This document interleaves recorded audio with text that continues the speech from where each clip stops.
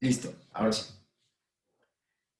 Bueno, entonces, como les decía, entonces, hoy es la cuarta sesión y además de que pueden registrar su asistencia, eh, y si no, el link está en el chat, pues hoy vamos a platicar de esto. Matrices de confusión, de cómo evaluar una prueba o un modelo. Eso es algo que a lo mejor no todo el mundo está familiarizado, pero va a ser necesario sobre todo para clases futuras.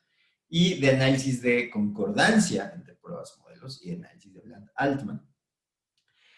Las matrices de confusión, y además de ponerles un chiste malo, o sea, después de estas dos imágenes, porque justo tienen que ver con, o sea, actualmente se están utilizando o se volvieron a poner de moda como uno de los métodos para evaluar algoritmos de machine learning. En muchas cosas que tienen que ver con machine learning de inteligencia artificial, se están utilizando muchísimo, pero para añadir a la confusión, y así Confucio inventó la confusión, tiene nombres diferentes que pues, justo pueden generar que nos confundamos a la hora de que vemos este tipo de cosas. ¿Y a qué me refiero con, o sea, hoy por hoy, bueno, pues hay como muchísimas ideas y chistes y cosas sobre machine learning y como que no todo el mundo entiende exactamente de qué se trata y mucha gente cree que ya vamos a terminar en la singularidad y Terminator en la década que sigue. Y la verdad es que no. O sea, Machine Learning es un nombre como muy así elevado o hasta pretencioso para cosas que son muy sencillas. A ver, no quiero minimizar ese campo de estudio, ¿no? O sea, por supuesto que hemos avanzado muchísimo. Más bien ese campo de estudio ha avanzado muchísimo. Sin embargo, las ideas son muy sencillas. O sea, Machine Learning es esencialmente poner a una computadora a que con cierto tipo de operadores lógicos, de los que vimos en la primera clase. O sea, si esto, aquellos que sean mayores o menores que esto, si esto es verdadero, entonces esto. Es decir, es una serie de operaciones secuenciadas y luego evaluar el resultado que produce ese algoritmo. Es decir,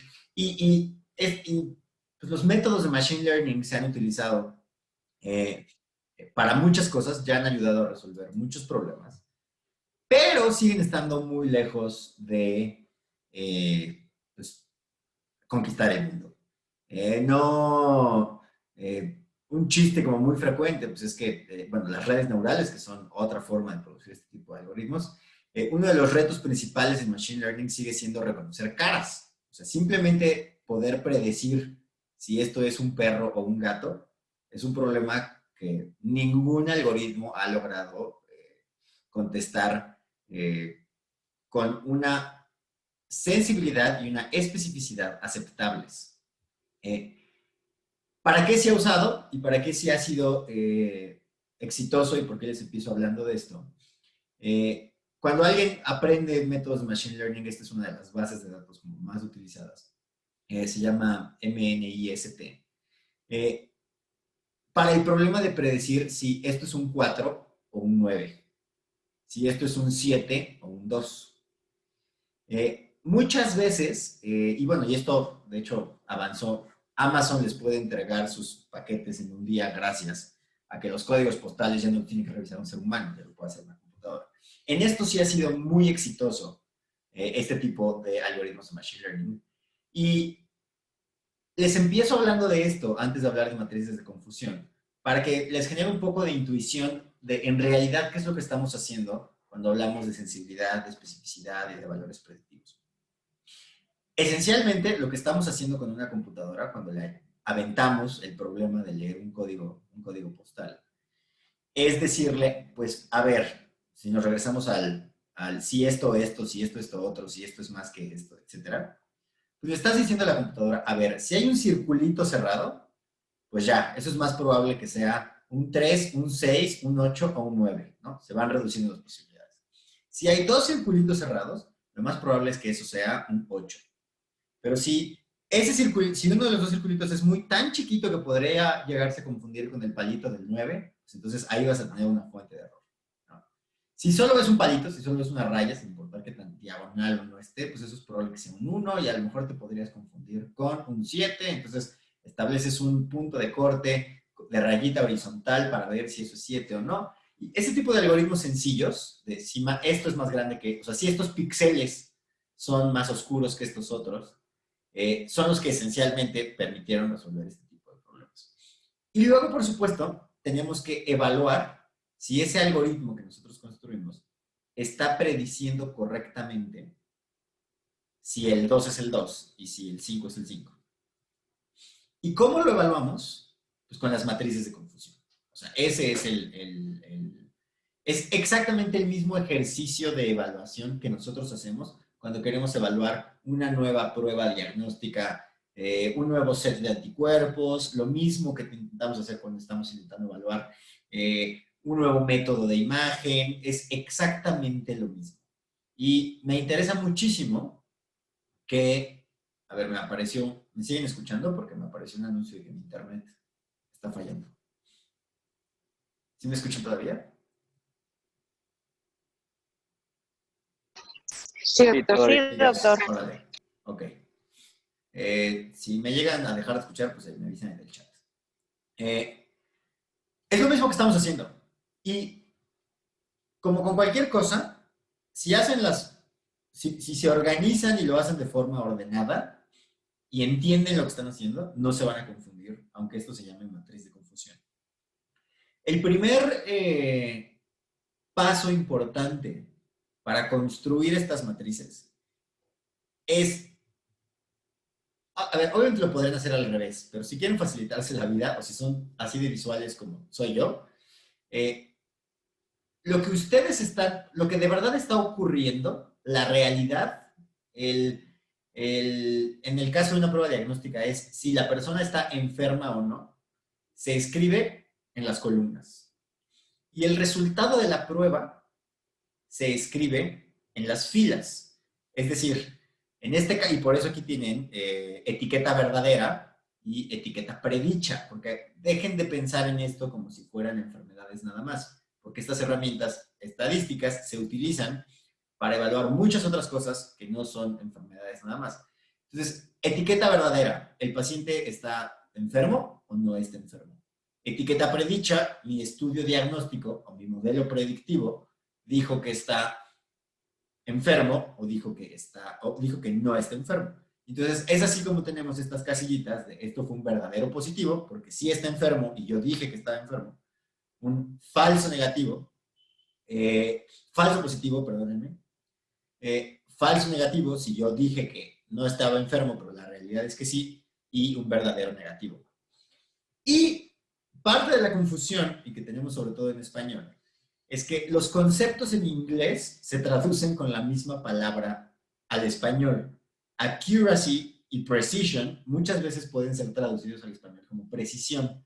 Y luego mucha gente se confunde entre la precisión de un modelo cuando estamos refiriéndonos al accuracy y la precisión a la que se refieren en inglés. Y como además estos conceptos tienen un nombre distinto en medicina, o típicamente se les llama distinto en medicina. A ver, viendo así la tabla, ¿quién me dice qué otro nombre tiene recall? ¿Cómo le decimos en medicina al recall de un modelo?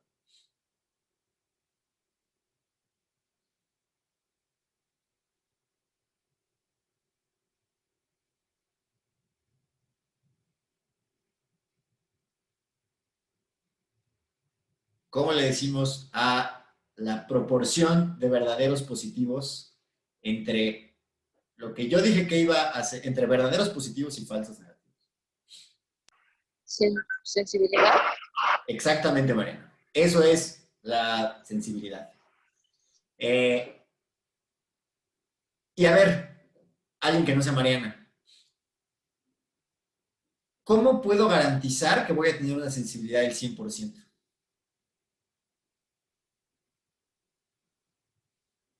¿Cuál sería la forma más sencilla de tener una sensibilidad del 100%?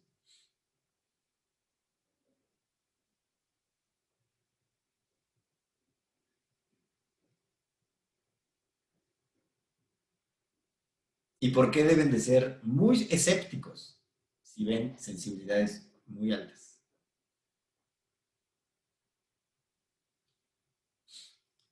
¿De cuánto va a ser la sensibilidad si mi prueba solo sale positiva?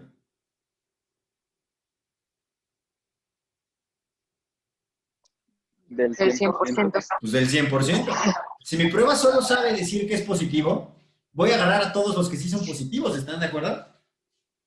Pues entonces, o sea, voy a decir correctamente que todos los positivos son positivos. Pero eso no quiere decir que mi prueba es buena. De hecho, todo lo contrario. Entonces, por eso no basta utilizar un solo parámetro para evaluar una prueba diagnóstica o un modelo predictivo. ¿Quién me dice cómo le decimos en medicina a lo que ven en pantalla como precision?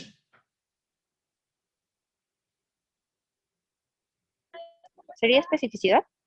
¿No? No, ¿Sería un aquí valor sería el valor predictivo? predictivo positivo. Exactamente, es el valor predictivo positivo. Lo que se le conoce en ciencia de datos como precision es el valor predictivo positivo. Y luego tenemos esta otra que genera confusión, que accuracy, que muchas veces se traduce como precisión, no tiene un nombre exacto en medicina, pero a ver, ¿quién me dice con sus palabras qué es lo que está calculando ahí accuracy?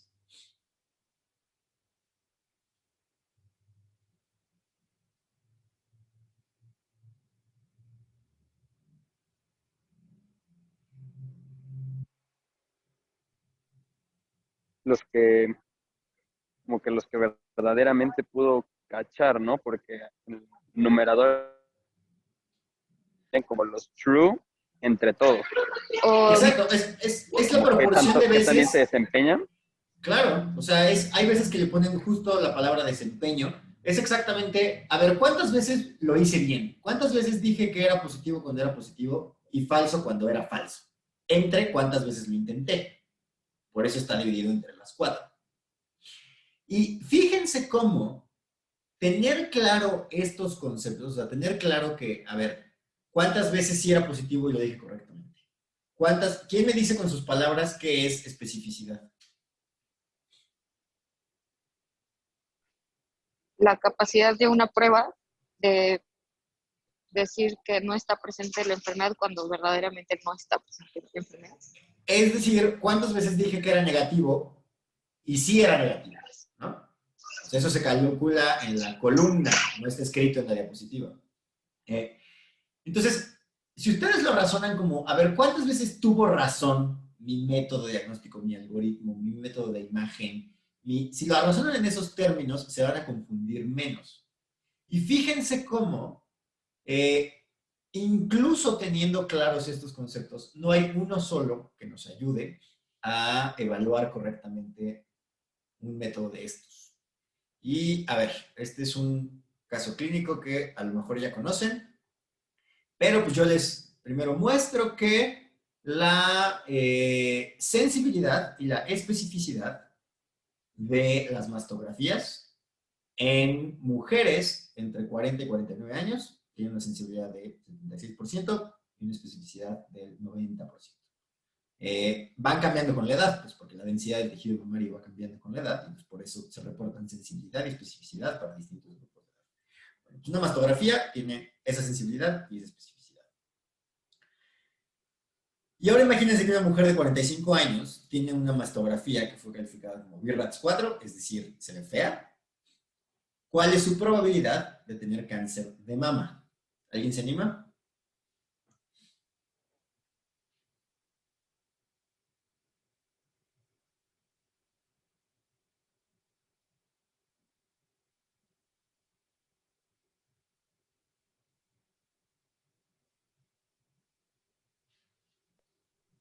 No Pues necesitaríamos también conocer la prevalencia es justamente lo que de necesitamos, Alejandro.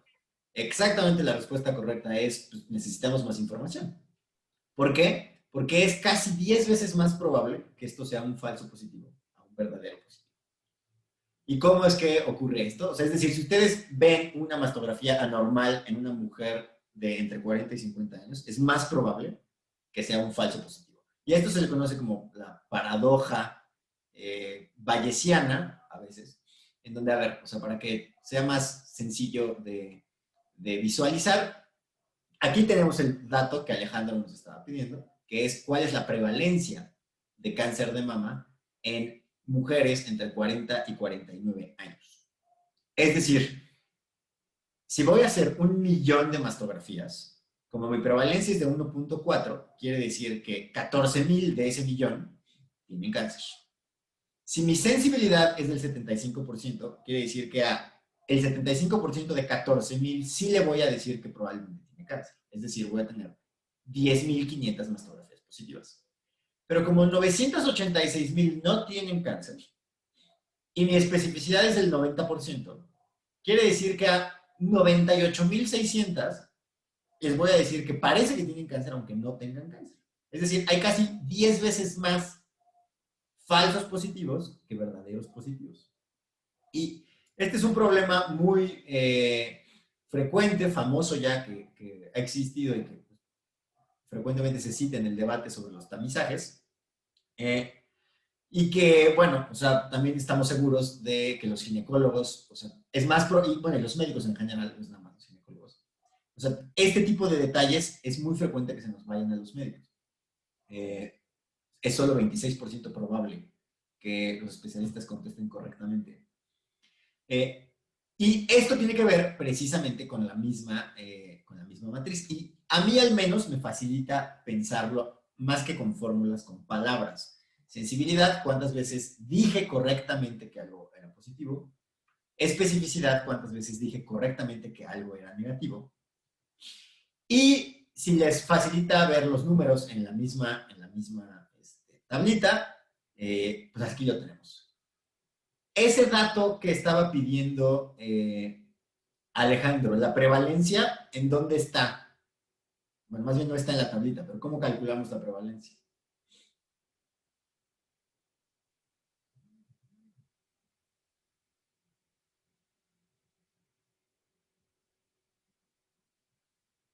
Es la suma de este 10.500 más este 98.600 entre pues, todos los totales. No, esos datos yo no los tengo cuando me dicen solo sensibilidad y especificidad. Es muy frecuente confundir sensibilidad con valor predictivo positivo. De hecho, es menos frecuente pues, si los piensan en términos de recall y de precision. Porque, pues, bueno, no sé, los nombres, siento que, al menos a mí, tal vez porque los aprendí después, me hacen más difíciles. Fíjense cómo en el mundo real, la pregunta es si el paciente tiene la enfermedad o si esto que me está prediciendo el modelo es correcto o no. Si el positivo del modelo es correcto o no. Fíjense cómo el valor predictivo positivo es el valor que en realidad está contestando mi pregunta en el mundo real.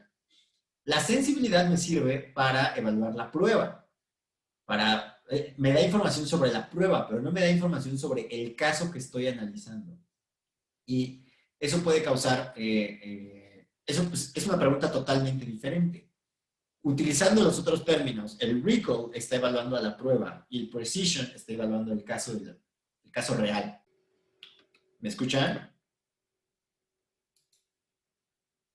Hola, hola. Ya se escucha. ¿Sí me escuchan? A ver, me botó el internet. Entonces, voy de nuevo. Ok. Entonces, lo que yo estaba diciendo era que en la vida real, pues la pregunta es si esto es correcto o no, no qué tan buena es la prueba. Esa es una pregunta de investigador. Y aunque los investigadores nos concentremos en evaluar si el método que estamos proponiendo es bueno o no, es fundamental recordar cuál va a ser la pregunta en el mundo real.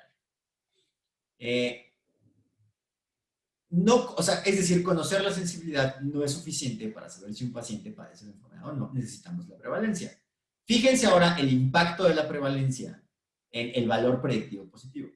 Si mi prevalencia, o sea, y bueno, aquí vale la pena mencionar que lo único que va a cambiar la sensibilidad y la especificidad es tener una mejor prueba, es tener un mejor método diagnóstico. Son avances tecnológicos o avances de análisis. Estos no los puedo cambiar a menos que yo esté desarrollando un nuevo método. Pero la prevalencia sí la puedo cambiar.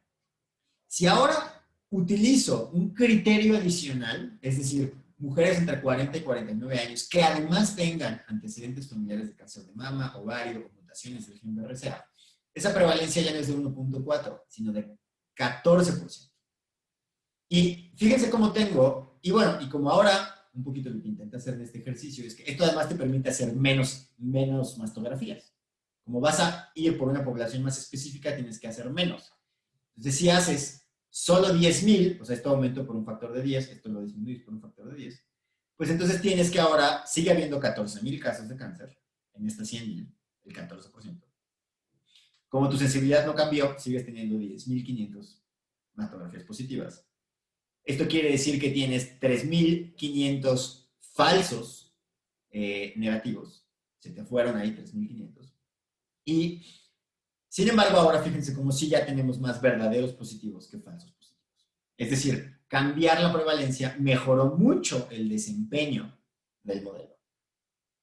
Dicho de otro modo, cuando tú estás generando una prueba diagnóstica, un modelo predictivo, lo que sea, puede ser que o sea, no es que tu modelo sea bueno o malo, es que simplemente está bien utilizado o mal utilizado. Puede ser que el contexto, y en este caso, dado por la prevalencia, pese mucho más que qué tan bueno es el modelo que tú estás desarrollando o proponiendo. Para que los comparen, aquí tenemos 10 veces más escáneres y tenemos un muy mal desempeño porque tenemos 10 veces más falsos positivos que verdaderos positivos. Y aquí tenemos menos y tenemos más verdaderos positivos. O sea, aquí estamos obteniendo más desempeño por nuestro dinero, si lo quieren ver también en esos términos. Ahora bien, otra forma que tenemos de evaluar modelos, pero tomen en cuenta que en realidad están, y bueno, a ver, ahorita ustedes me dicen que están modelando, es las curvas ROC. Estas curvas, ROC quiere decir Receiving Operator Curve, pero pues todo el mundo les dice ROC porque el nombre no es como muy intuitivo con lo que hacen. Estas curvas me están midiendo el área bajo la curva sobre una diagonal en un cuadrado de los distintos métodos que estoy calculando. Es decir, tengo un cuadrado de área 1 y tiene área 1 pues porque está midiendo en realidad pues, las probabilidades, los porcentajes que van del 0 al 1 en un eje y del 0 al 1 en otro eje, pues, por la fórmula del área, o este cuadrado de un área 1. Y estamos evaluando cuánta área abarcan la relación entre estos dos parámetros. A ver, la proporción de verdaderos positivos, sensibilidad, va en el eje de las yes. Y ¿quién me dice de qué otra forma le decimos a el complemento de 1 menos la especificidad, o esta falsa, no, ya les dije la respuesta yo. Este 1 menos especificidad, que no siempre escriben en los ejes, es mi tasa de falsos positivos. Es decir, y bueno, aquí vale la pena mencionar que desgraciadamente luego cada quien escribe las curvas ROC como se le da la gana. Entonces, no todo el mundo tiene como la misma consistencia, pero no es que esté mal hacerlo de otro modo, mientras ustedes entiendan lo que están haciendo, pero típicamente van a ver que en el eje de las Ys tienen su tasa de verdaderos positivos y en el eje de las X van a tener su tasa de falsos positivos. Y esto les va a dar estas curvas que entre más se aleje el vértice, bueno, es una curva, estrictamente no tiene un vértice, pero entre más área abarque sobre la diagonal que dibujamos sobre este cuadrado, quiere decir que estoy teniendo un mejor balance de especificidad, perdón, de sensibilidad sobre mi tasa de falsos positivos. ¿Y por qué creen que en esta curva de la derecha tenemos unos puntitos con verde y unos puntitos con rojo? ¿Por qué nos interesará esa zona de la curva?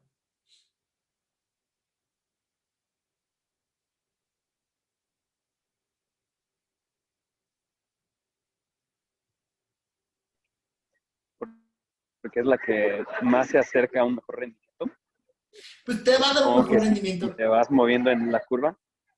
Es como la zona en la que te como que vas equivocas perdiendo, menos. ¿no? Si te equivocas, o sea, si te mueves hacia un lado de la curva, estás cometiendo más un tipo de error. Y si te mueves hacia el otro, estás cometiendo más el otro. La zona de la curva en la que te equivocas menos, pues bueno, aquí está marcada con esos colores. Sin embargo, tomen en cuenta, y bueno, a ver, ¿para qué utilizamos esta zona o qué función tendría además de pintarla de colores?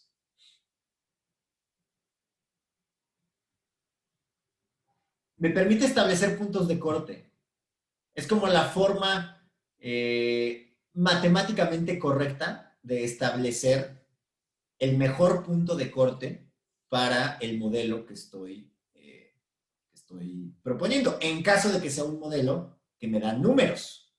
Porque, a ver, si mi prueba es simplemente positivo o negativo, pues no tengo, o sea, no hay como puntos de corte, ¿no? Fue positivo, fue negativo. Pero ¿qué tal que mi prueba va del 0 al 100?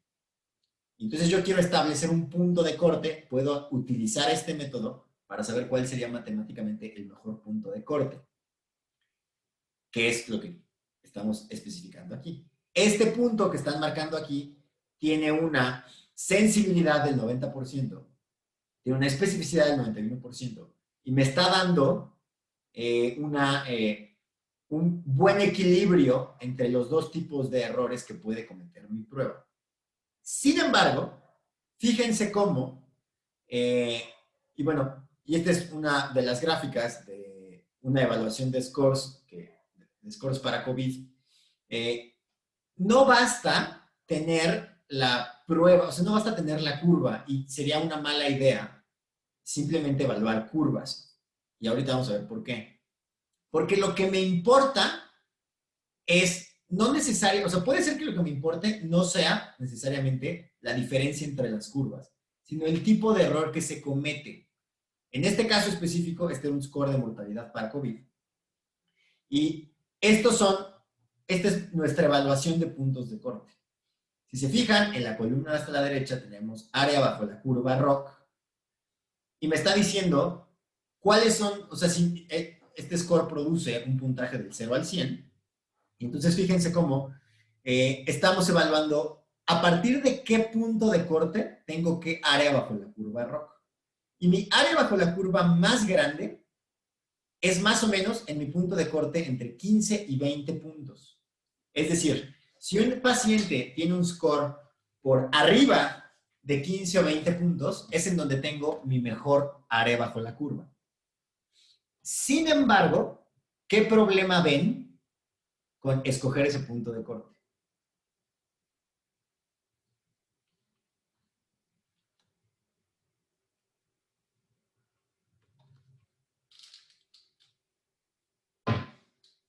¿Qué es más grave?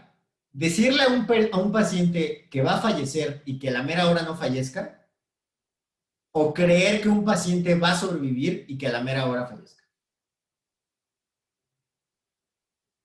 Perdón, lo dije mal. ¿Qué es más grave? ¿Decirle a un paciente o creer que un paciente va a fallecer y que a la mera hora sobreviva? ¿O decirle que va a sobrevivir y a la mera hora fallezca?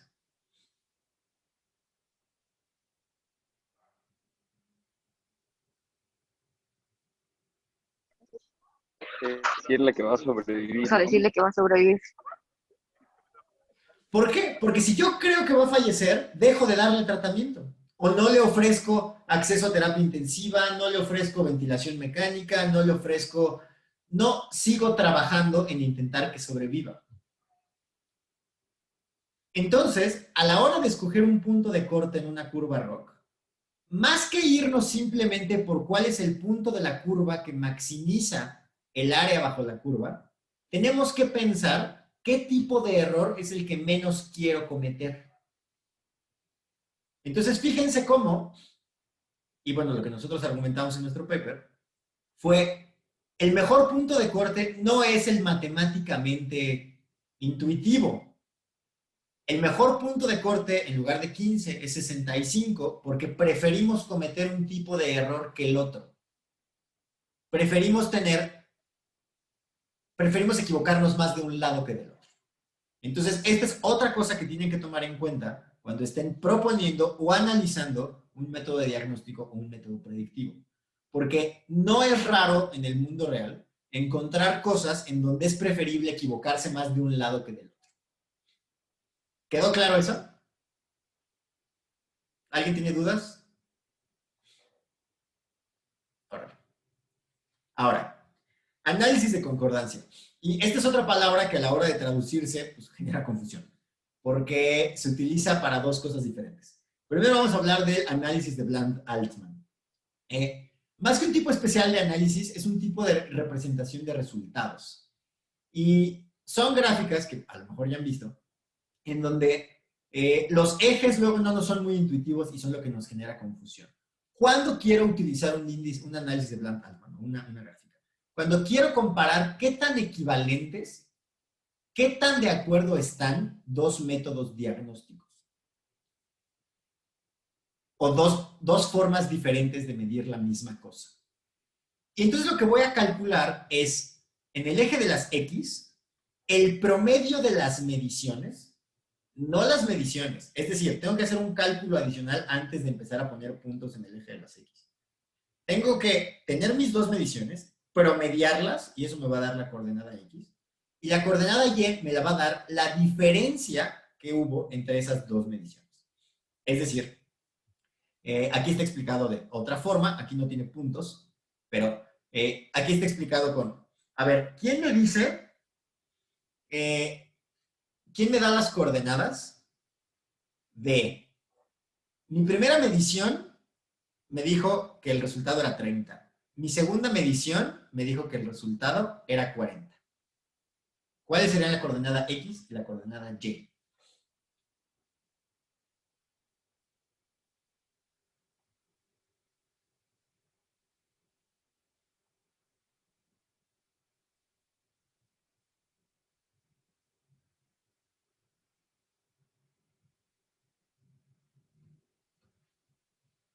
Si mi primera medición fue 30 y mi segunda medición fue 40, ¿de cuánto es el promedio?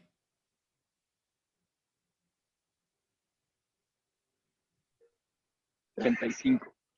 Ok, entonces, esa medición, mi punto va a ir en algún lugar de una línea que cruza al 35 en el eje de las X. ¿Y la diferencia de cuánto fue? De 10. De más 10. Es decir, tendríamos que dibujarlo. ¿Pueden ver mi cursor? Sí, ¿verdad? ¿Sí pueden ver mi cursor? Sí. Ok. O sea, es decir, mi punto estaría como por aquí. ¿Están de acuerdo? Ahora, Sí. ¿esto de qué me sirve? Que en la misma gráfica puedo dibujar uno. ¿Cuál fue? O sea, fíjense cómo esta línea punteada roja en el 0 sería la perfección. No hubo diferencia nunca, ¿no? Me permite dibujar en promedio qué tan distintas están mis mediciones. Es decir, se van equivocando hacia abajo, se van equivocando hacia arriba, o las diferencias van hacia abajo, las diferencias van hacia arriba. Y me permite establecer, que son las dos líneas rojas punteadas, que dicen más 1.96 desviaciones estándar y menos 1.96 desviaciones estándar, que a mí me permiten establecer, a ver, qué tanto estoy dispuesto a aceptar, más bien me permiten ver si la diferencia de esas dos métodos de medición me está, o sea, excede lo que yo estoy dispuesto a aceptar. Es decir, aquí tienen, y vamos a verlo sin puntos porque a lo mejor lo facilita, no sería raro que el mismo método pues tiene un margen de diferencia, ¿están de acuerdo? O sea, si yo le tomo sangre del brazo derecho a un paciente y al mismo tiempo le tomo sangre del brazo izquierdo, pues el laboratorio no me va a reportar exactamente el mismo número de las dos muestras. Hay una variabilidad intra. A ver, escribo en el chat. ¿Se trabó? ¿Ya me escuchan? A ver, avísenme si ya me escuchan. Ya. Eso, muy bien. A ver. Estaba diciendo que si le tomamos sangre del brazo izquierdo a un paciente y le tomamos sangre del brazo derecho al otro paciente, el laboratorio no nos va a reportar el mismo número. Hay una variabilidad en la misma prueba. Y entonces, obviamente, pues no sería, o sea, como uno de los métodos ya tiene una variabilidad interna, tenemos que asegurarnos que el otro método tiene una variabilidad más grande o que los resultados ya no serían interpretables. Entonces, por eso decimos, a ver, ¿de cuánto sería la desviación estándar de un método? O sea, es razonable pensar que un método tiene una variabilidad interna pues, mayor a una desviación estándar. Entonces, primero quiero ver, a ver, ¿dónde está la desviación estándar de un método? Y por eso graficamos el 95% del intervalo de confianza de la diferencia. Y luego digo, a ver, es que si la diferencia entre dos métodos fuera más de 3 desviaciones estándar, la variabilidad interna del otro, pues ya no son sustituibles.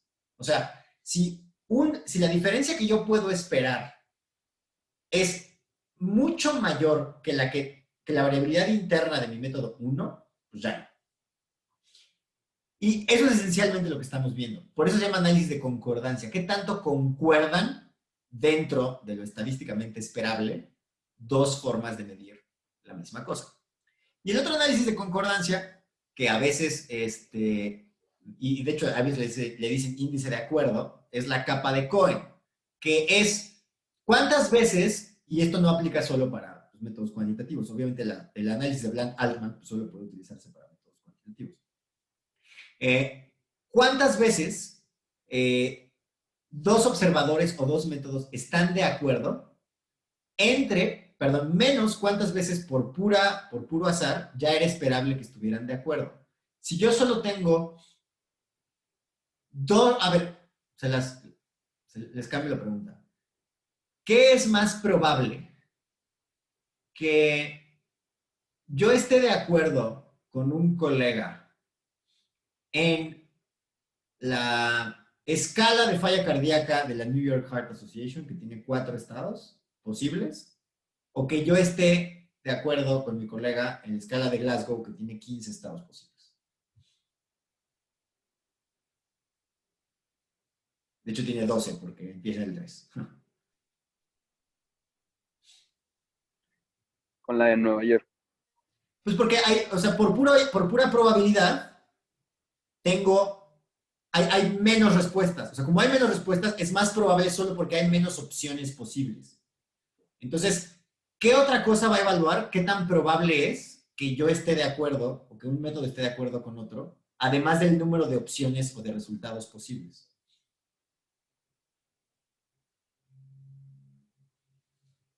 Y bueno, perdón, antes de que me contesten, existe esta división medio arbitraria de cuando hay bueno, malo, mucho acuerdo entre dos cosas. Si pues va subiendo de punto 2 en punto 2. Pero, a ver, ¿qué cosas ven en común aquí? Este es el índice de capa para distintos hallazgos de la exploración física. ¿Qué cosas ven en común con lo que tiene un índice de capa muy alto y qué cosas ven en común con lo que tiene un índice de capa muy bajito? Además del número posible de resultados.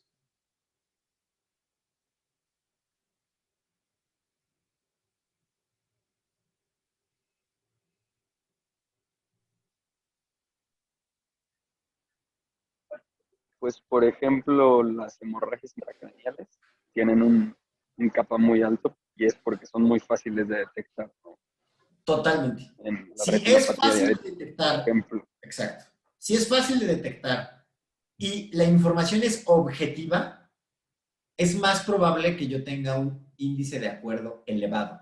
Fíjense cómo, o sea, a ver, es mucho más sencillo que estemos de acuerdo en cuántos latidos por minuto hay o en cuántas ventilaciones por minuto hay, que si un paciente camina raro o no. Si la información es subjetiva, es menos probable que tengamos un buen acuerdo. Y por eso, pues todos estos signos típicos de la exploración física, que pues, son pura fantasía y un montón de mentiras, o sea que si el soplo en valida de cabra y los murmullos de bronquios pequeños, espumosos, o sea, entre más subjetiva sea la información por la que yo estoy viendo, es menos probable y por lo tanto menos útil que haya replicación o que haya acuerdo en lo que estoy observando o en lo que estoy intentando medir.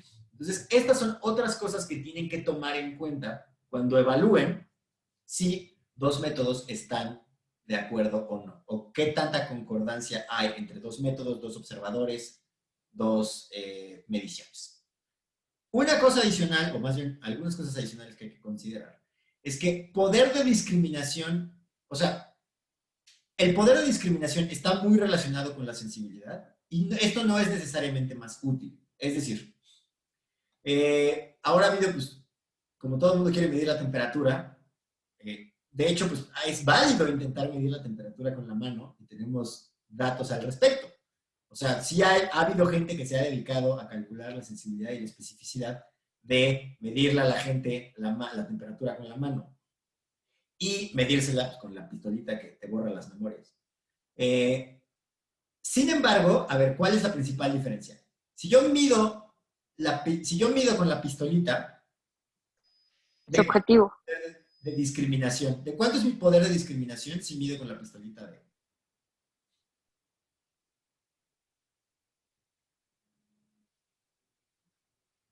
O si mido con un termómetro normal, ¿de cuánto sería mi poder de discriminación? O sea, fiebre es 38.3, ¿no?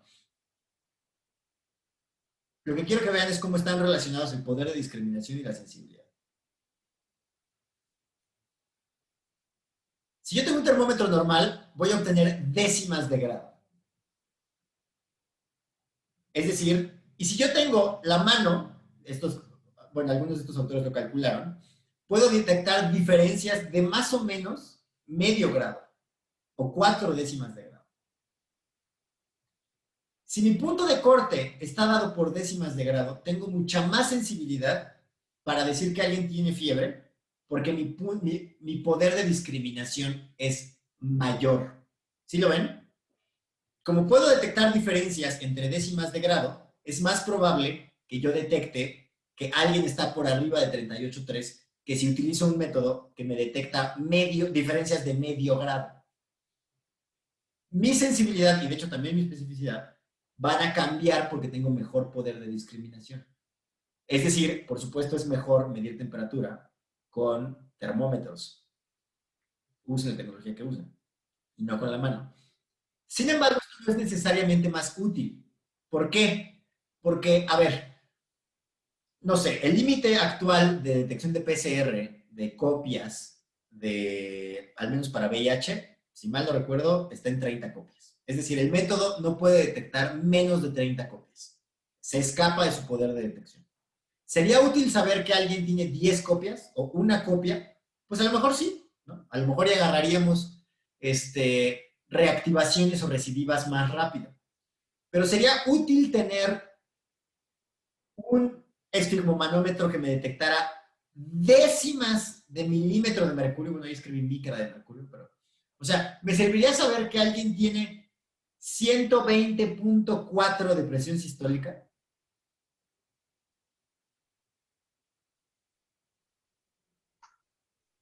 Pues no, Nada. para nada. ¿No? Me serviría saber que Porque eso no alguien te tiene cambia no te cambia tu decisión nada. clínica. No me sirve saber si alguien tiene una hemoglobina glucosilada de 9.386. Porque no le voy a, o sea, le voy a hacer lo mismo al que tiene 9.386 que al que tiene 9.387. Entonces, tienen que ser cuidadosos que si están analizando un método diagnóstico o un método de predicción, o están proponiendo un método de diagnóstico, un método de predicción, la mejoría en sensibilidad o especificidad sí es clínicamente relevante. Porque la forma más sencilla de hackear la sensibilidad y la especificidad de uno de estos métodos es simplemente incrementar el poder de detección, sin que eso quiera decir que va a ser más útil.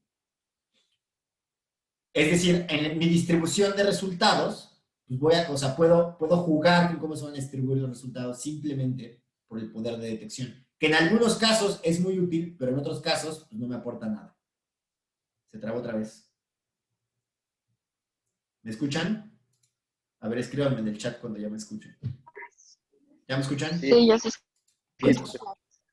Entonces, aguas. No porque alguien esté reportando o porque ustedes estén encontrando una mejor sensibilidad y una mejor especificidad, quiere decir que esto va a ser clínicamente útil. Puede ser que simplemente tienen más poder de detección y eso a veces es bueno, pero no todo el tiempo. Dudas antes de que pasemos a la tarea.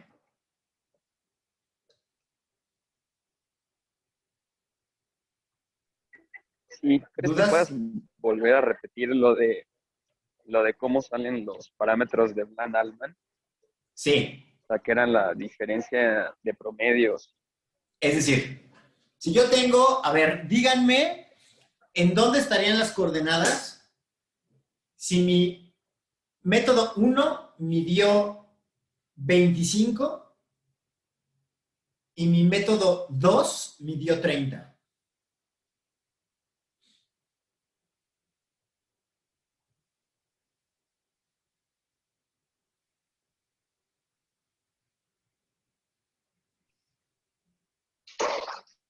En menos 5.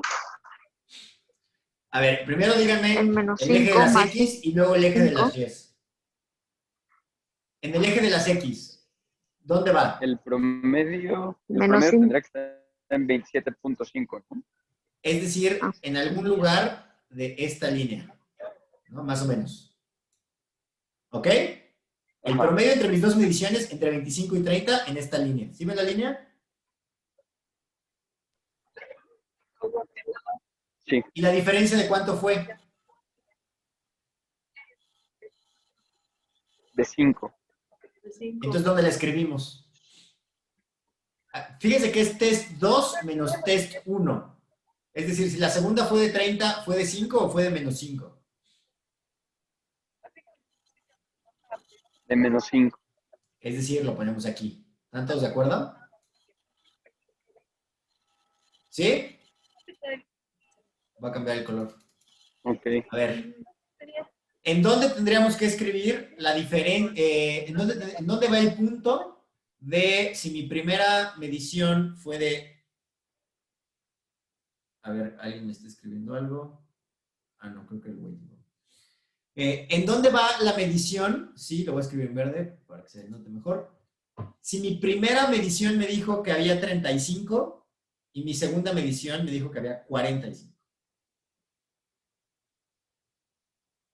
Se las cambio. La primera dijo que era 45 y la segunda dijo que era 35.